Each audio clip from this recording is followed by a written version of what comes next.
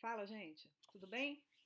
Vamos falar hoje sobre justa causa, um tipo específico de desídia. Mas antes da gente falar sobre esse tipo específico de justa causa, eu vou dar dois recados para vocês. Eu vou colocar um link abaixo do vídeo. Se vocês quiserem os modelos de advertência, suspensão e carta de justa causa por esse motivo, basta clicar nesse link e escrever eu quero os modelos. E aí a gente manda um e-bookzinho para vocês, tá? O segundo recado é o seguinte: esse material, esse vídeo, ele faz parte integrante de um curso que a gente está lançando, que é o curso de práticas trabalhistas avançadas para gestores e empreendedores. Tá? Depois a gente fala mais sobre isso. Mas vamos lá, a gente vai falar de desídia. O que é desídia? Desídia é o desinteresse do trabalhador pela manutenção do contrato de trabalho. E essa desídia ela pode acontecer de diversas formas, né? Eu vou falar de uma forma específica aqui, que é aquela que o indivíduo começa a faltar de forma injustificada, em regra, buscando ser demitido, né? Só que a gente sabe que aqui dentro do nosso sistema, quando a empresa demite, o trabalhador recebe todos os direitos. Então, muitas vezes o trabalhador não quer continuar trabalhando, mas ele quer ser mandado embora porque financeiramente isso é mais vantajoso. E muitas vezes a empresa também não quer demitir o trabalhador porque entende que isso acaba sendo uma premiação para aquele trabalhador que não está colaborando, né, com a atividade. Enfim, como é que a gente faz isso? Primeiro, o que é falta injustificada? Você sabe o que é falta injustificada? Escreve aí pra gente, coloca aí no canal. Eu sei o que é falta justificada. Falta justificada é isso, isso, isso, aquilo. Ó, tô dando um tempo aí para você se manifestar. Falta injustificada é aquela que a lei não prevê abono em caso da ausência do trabalhador. A gente tem o artigo 473 da CLT e a Lei 605 de 49, que prevê, de forma quase que exaustiva, as hipóteses de faltas justificadas. Vocês vão verificar lá que são situações assim, questões da vida civil, óbito, casamento, nascimento de filho, algumas situações de interesse do Estado, doação voluntária de sangue, alistamento eleitoral, alistamento militar. Então, são situações que, em regra, a gente não poderia deixar de realizar aquela atividade sem faltar ao trabalho. E aí também não seria razoável a gente faltar ao trabalho para realizar uma atividade e perder, né, o dia de trabalho. Então, são aquelas hipóteses lá, são exaustivas praticamente. O que não está lá não é abonável. Não é justificado, então tem que ser negociado com o empregador. Mas enfim, não é dessas faltas que eu estou falando. Eu estou falando das faltas onde o trabalhador não tem nenhuma justificativa para não ter ido trabalhar. Ele não foi trabalhar por algum motivo e simplesmente não tem justificativa. E aí a empresa vai descontar. Além de descontar, você tem que entender que a falta injustificada ela tem várias consequências. Não é só perder o dia que você não trabalhou. E isso muita gente às vezes não entende. Ah, por que eu estou com desconto aqui? Porque você não trabalhou, né? Porque é a condição para você receber, você trabalhar. Então, você não trabalhou, você não recebe aquele dia porque você não trabalhou, você vai perder a remuneração do repouso semanal remunerado, porque é condição cumprir a carga horária integral da semana anterior ao dia de repouso para que você receba aquela remuneração. Não estou falando de você ficar em casa. Ficar em casa você vai ficar. Só que, se você não cumpriu a carga horária integral da semana anterior, você não vai ter direito de receber a remuneração daquele dia que você ficou em casa. Basicamente assim. E aí, além disso, se esse número de faltas for se acumulando, quando esse trabalhador for tirar férias, provavelmente ele não vai ter o mesmo número de dias que uma pessoa que não tenha faltado. Se você olhar lá no artigo 129 da CLT, você vai ver o seguinte: o indivíduo teve até 5 faltas, ele tem direito a 30 dias de férias. De 6 a 14 faltas ao longo do período aquisitivo, ele já tem uma redução no número de dias de férias e, consequentemente, de remuneração, né, correspondente. Bem, você que está assistindo esse vídeo aí e está gostando do assunto, está interessado, se você ainda não se inscreveu no meu canal, inscreva-se. Toda semana eu vou colocar um vídeo desse. Vai lá, aperta lá, inscrito. E aí você aproveita, né? Aperta aquele sininho, porque toda vez que sair um vídeo novo, você é imediatamente notificado. Mas vamos continuar aqui. Quais são as consequências de uma falta? Perda da remuneração do dia não trabalhado, perda da remuneração do repouso semanal remunerado. Na verdade, você vai perder a remuneração. Redução, possível redução na quantidade do número de dias de gozo de férias. Olha só quanta coisa. E a gente tem um outro reflexo, que é a possibilidade do empregador lhe punir. E que punição é essa? O que o empregador pode fazer com você porque você faltou de forma injustificada? Você sabe como é que é? Coloca aí pra gente no canal, coloca aí embaixo. O que o empregador pode fazer comigo quando eu falto ao trabalho? Opção 1. Ele pode não me dar bom dia no dia seguinte? Essa possibilidade sempre existe, né? Eu trabalhei num lugar que eu tinha uma pessoa que trabalhava comigo e ela faltava de forma injustificada. Aí no dia seguinte ela que não me dava bom dia, não sei porquê. Eu acho que ela pensava assim, olha, essa pessoa vai me chamar atenção, vai fazer alguma coisa. Imagina. Então, a primeira hipótese, pode não te dar bom dia, pode cortar o seu vale-refeição.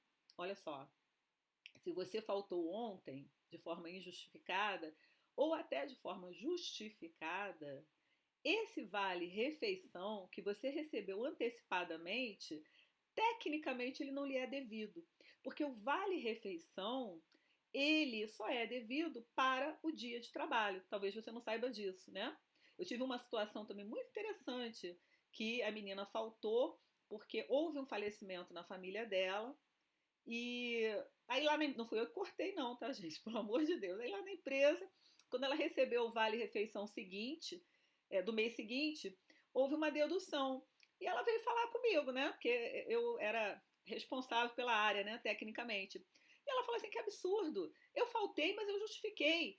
Eu não tive falta. E eu perdi o vale-refeição. Eu falei, olha, infelizmente, eu sei que assim, no meu entender, né, é mesquinho demais. Mas é verdade. Houve a retirada do vale alimentação dela, né? Vale refeição. Ah, o meu vale transporte, eu posso perder? Posso perder. Porque o vale transporte ele existe para eu ir e vir. Ah, mas eu fui para outro lugar, fui para o médico. Não conseguiu atestado? Não, mas o vale transporte para você ir e vir de casa para o trabalho e vice-versa. Então, se você utilizou o teu vale transporte para qualquer ida, né, e vinda que não seja essa, esse vale transporte também não é devido e ele pode ser provavelmente compensado na próxima situação, né? Muito bem, então um monte de coisa pode acontecer, né? Vocês viram que, tirando a questão, até o bom dia o cara pode não te dar, mas na verdade, quando você chegar no dia seguinte e faltou, você deveria apresentar uma justificativa, né? Porque nós não vivemos sozinhos no mundo. Então, se você trabalha num local e no dia que você faltou, você não teve condições, dependendo do caso concreto, de comunicar, olha, eu não vou trabalhar por isso, por aquilo outro, pelo menos no dia seguinte, né? Você chega, dá bom dia e explica o que houve. Porque às vezes a falta ela é injustificada sob o ponto de vista legal. Ela não te dá direito a receber o salário daquele dia, mas ela é justificável sob o ponto de vista social, não é? Você faltou porque foi levar a sua mãezinha idosa com Alzheimer ao médico. Você não acha que isso é justificável? Mais justificável que isso não existe. Agora, a empresa vai abonar esse seu dia? Se abonar, gente, é liberalidade, né? Isso é importante você saber que aí seria uma questão de liberalidade. Bem, e aí você vai ser advertido. A empresa vai poder lhe punir. Poderá, é uma possibilidade.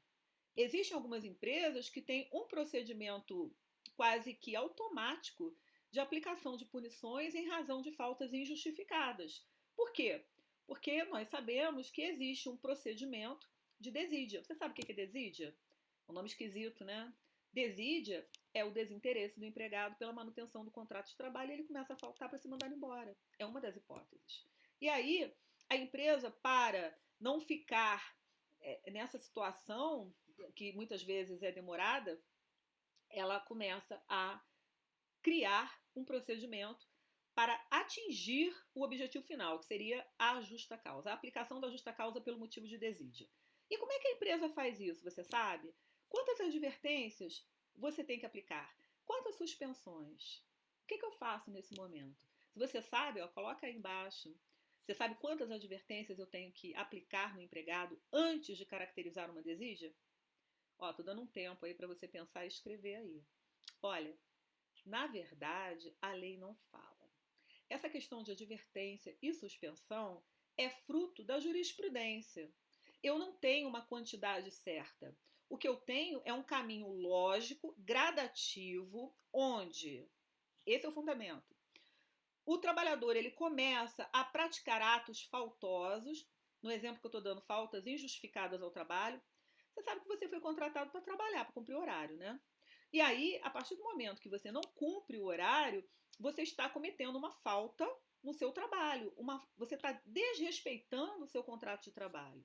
E, em razão disso, com base no poder diretivo da empresa, né, que responde pela atividade econômica, ela pode lhe punir. E aí, o que acontece? Primeira situação. Quantas advertências eu tenho que aplicar? Depende. Depende do caso, depende do procedimento da empresa. Cada empresa vai ter o seu procedimento. O que eu posso dizer é o seguinte: o indivíduo cometeu uma falta, você informou a ele que ele está agindo errado, você o puniu, né? Porque vamos combinar, né? Que dependendo da sua situação, dependendo da sua idade, você ser advertido é extremamente desagradável. Eu, por exemplo, fico passada quando alguém chama minha atenção. Eu não gosto de fazer nada errado, porque quando eu faço errado, alguém chama minha atenção, eu fico com vergonha, né? Então imagina você no meio empresarial, uma empresa, no meio dos colegas, alguém chega e te dá uma advertência porque você faltou de forma injustificada, é desagradável. Tem gente que não liga, mas na verdade essa punição ela tem um caráter muito mais moral, muito mais, né, vexatório mesmo. Você está ali sendo chamado, olha, assina esse documento aqui, que é porque você está sendo advertido porque faltou de forma injustificada. Tá, e se você não assinar? Se você colocar a mãozinha para trás, o que vai acontecer? Né? Eu sempre falo isso. Eu advogo para reclamante e para reclamada. E aí eu falo o seguinte, olha, para o reclamante, eu falo o seguinte, põe a mãozinha para trás, não assina. É o que eu falo. E quando eu estou pela reclamada, pela empresa, eu falo, pega duas testemunhas e pede para assinar. Aí o pessoal fala assim para mim, mas é tão constrangedor. Eu falei, a vida é um constrangimento, é isso mesmo. E aí o colega pode se recusar a assinar? Olha só, ele não está assinando que o cara faltou, ele não está fundamentando, ele não está concordando com o cometimento de falta do colega e nem está dizendo que o cara cometeu a falta. O que ele está dizendo é o seguinte, olha, ele foi chamado para assinar uma advertência e se recusou. Basicamente isso. Agora, na hora de você colher a assinatura, né, se o empregado se recusar a assinar, na hora de você colher a assinatura da testemunha, né, de duas testemunhas, você, por favor, pegue a qualificação civil dessas pessoas. Porque eu já vi casos, né, eu já tive vários casos assim, que eu vou pegar, montar o processo de desídia, na verdade, a empresa manda para eu poder contestar, e aí eu começo a pegar todos os furos. E olha só, se a empresa está te mandando por justa causa, a prova é da empresa. O ônus de provar que você cometeu a falta grave é da empresa. Daí a importância dessa documentação estar muito redondinha. E aí eu pego lá os documentos, aí vou lá ver quem foi que assinou essa suspensão, quem foi que assinou essa advertência. Tem um rabisco lá, que a gente chama de rubrica, tá? E não é rúbrica, pelo amor de Deus, é rubrica. Eu sei que é feia essa palavra, mas essa palavra não é uma palavra proparoxítono, então ela não é acentuada, tá? Eu sei que eu não tenho que falar de português aqui, mas é rubrica. E aí, tem uma rubrica lá. Soa mal, né? Rubrica é feio. Mas enfim, e eu não sei de quem é aquela assinatura. Então eu tenho que pegar o nome completo. Então, geralmente, a gente coloca em letra de forma, o nome da pessoa. O CPF, porque se de todo a letra for muito ruim eu não entender. Depois eu procuro pela Receita Federal e acho quem é. Eu já achei nomes de pessoas assim pelo CPF. E a assinatura. E aí a assinatura a pessoa pode fazer do jeito que for. Duas testemunhas. E esse documento, ele tem que estar de acordo com dois outros documentos. Isso é fundamental. Uma advertência, ela tem uma relação lógica com o quê? Com o desconto da falta no contra-cheque e com a não marcação do cartão de ponto. São duas coisas, são questões lógicas que têm que se juntar. O mesmo vale para as demais advertências e para as demais suspensões. Eu digo o seguinte, eu não fico naquela... que é desgastante, é cansativo, sabe? Eu acho assim, aplicou uma advertência. Ah, mas não tem uma advertência verbal? O que vocês acham? Tem advertência verbal ou não tem? Para que serve a advertência verbal? Olha só, eu estou preocupada em montar um processo de desídia para demitir o trabalhador por justa causa ao final, e essa justa causa provavelmente vai ser questionada no judiciário, e eu, empresa, terei que provar que eu realmente apliquei essa justa causa, que esses fatos aconteceram. Vocês acham realmente que a advertência verbal faz alguma diferença? Eu acho que está subentendido que você não pode faltar de forma injustificada ao trabalho, né? Então, gente, olha só. Aplica-se a advertência por escrito. Faltou de novo de forma injustificada. Você já pode suspender. Por quê? Porque a jurisprudência, a doutrina, ela fala de uma gradação de punições. Se o cara já faltou uma vez, eu já adverti, e ele continuou tendo aquela conduta antissocial, antiprofissional, o que me cabe agora fazer? Advertir de novo? Qual seria a função dessa segunda advertência, gente? Eu dou logo uma suspensão nele, mas aí eu falo, olha, gente, eu faço isso porque, em regra, eu oriento o meu cliente e eu vou fazer a contestação. Então, agora, você vai fazer esse procedimento, o teu advogado não concorda com isso, e aí você tem que ver com o que ele concorda, né? O que ele acha disso. Enfim, eu dou uma segunda... A segunda punição, para mim, já é uma punição mais grave, porque se a advertência não resolver, você acha que outra advertência vai resolver? Claro que não. Então, eu dou uma suspensão. A mesma coisa. Ele assina, se ele não assinar, duas testemunhas. E cuidado, que às vezes o cara assina. Ainda tive um caso desse outro dia. Na verdade, eu atuei como perita grafotécnica nesse processo. O cara assinou. Quando chegou em juízo, né, o documento foi mandado para ele. Ele falou assim, não, doutor, não foi eu que assinei isso, não. E aí? E aí teve que ser feita uma perícia grafotécnica para verificar se aquela assinatura daquele trabalhador realmente era a assinatura daquele trabalhador, porque nós sabemos também que existem algumas pessoas que assinam pelas outras, né? De repente você aplica, né? Eu já vi isso também acontecer. Você aplica uma advertência, uma suspensão, o cara se recusa a assinar, você não pega testemunho e você assina por ele. Cuidado, tem perícia grafotécnica para resolver essa questão. No caso em tela, realmente ele assinou o documento, né? Mas enfim, temos a suspensão. Quantos dias eu posso suspender um trabalhador? A CLT, ela fala sobre suspensão. Numa única passagem, ela diz que a suspensão não pode ser por mais de 30 dias, né? Porque aí seria uma coisa extremamente prejudicial ao trabalhador, né? A punição seria muito, muito gravosa em relação à falta cometida. Então você tem sempre que tomar cuidado que a punição não pode ser uma punição extremamente pesada para o cometimento daquela falta. Então, no caso aí que eu estou dando já uma segunda, a punição já está sendo uma suspensão, eu dou um dia só. E aí você não pode perder de vista o seguinte: faltou um dia, descontei, dei advertência. Faltou o segundo dia, descontei, tá lá, não está marcado no cartão de ponto, né? Isso é importante. Descontei, suspendi para o dia seguinte, para ele não ir trabalhar. Geralmente acontece o seguinte: ele faltou um dia, no dia seguinte ele vem, nesse dia ele já assina a suspensão e não trabalha. Então eu vou descontar 2 dias dele. Porque se eu suspender o contrato dele, se eu der uma suspensão nele de um dia, e eu esquecer de descontar, isso não é punição, isso na verdade é um prêmio, né? Olha, ficou em casa, não trabalhou e ainda recebeu, melhor dos mundos, né? Vou continuar faltando, né? Vai ser ótimo. Então tem que tomar cuidado com isso, que são erros que normalmente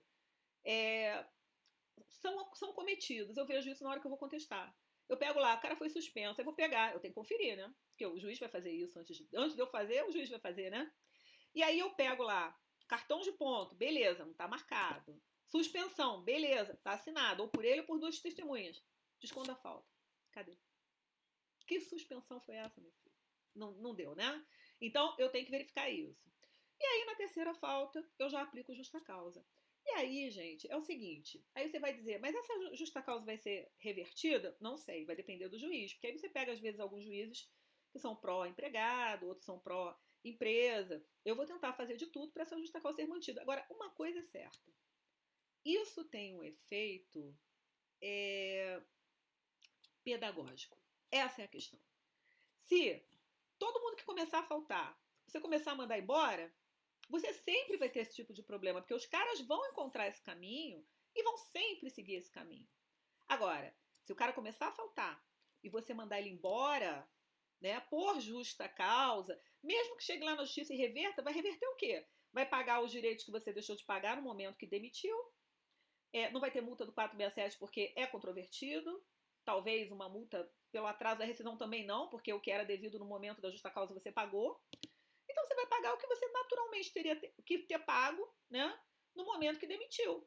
Só que você deu um trabalho para ele receber. E da próxima vez, quando ele começar a faltar, para ser mandado embora, talvez ele ache mais conveniente pedir demissão e acabar logo com essa história. Não é? Você está gostando aí do assunto? Está achando interessante? Eu também. Estou achando, adoro esse assunto. Estou apaixonada. Aproveita e dá um ok aí pra gente, ó, um joinha, né? Você gostou desse vídeo?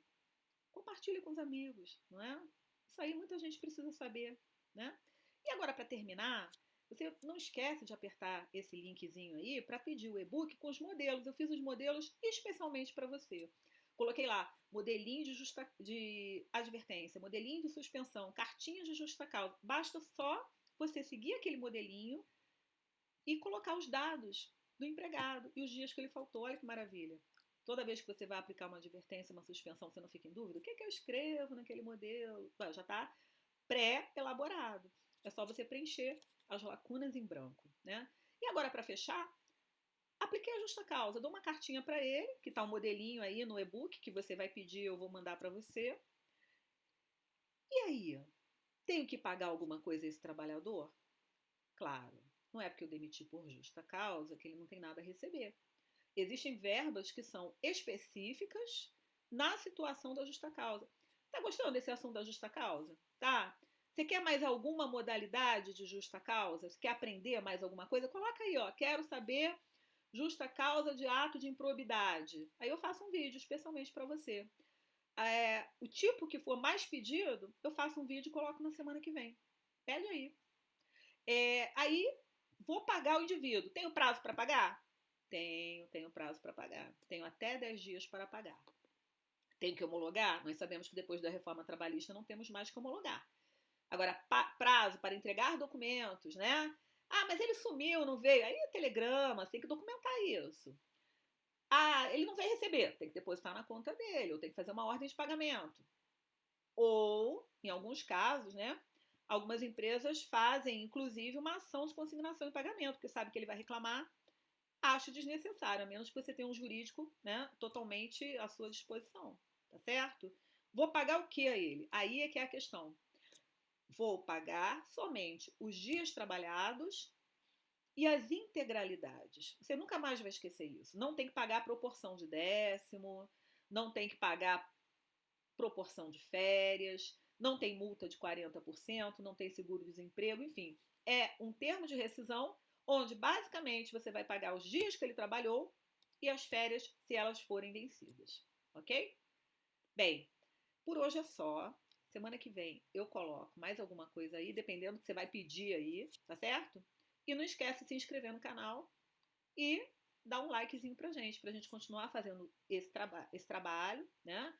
O YouTube perceber que esse trabalho é importante na sociedade, que ele está divulgando conhecimento e está fazendo com que as coisas funcionem de uma maneira melhor, tá bom? Um grande abraço, fiquem bem.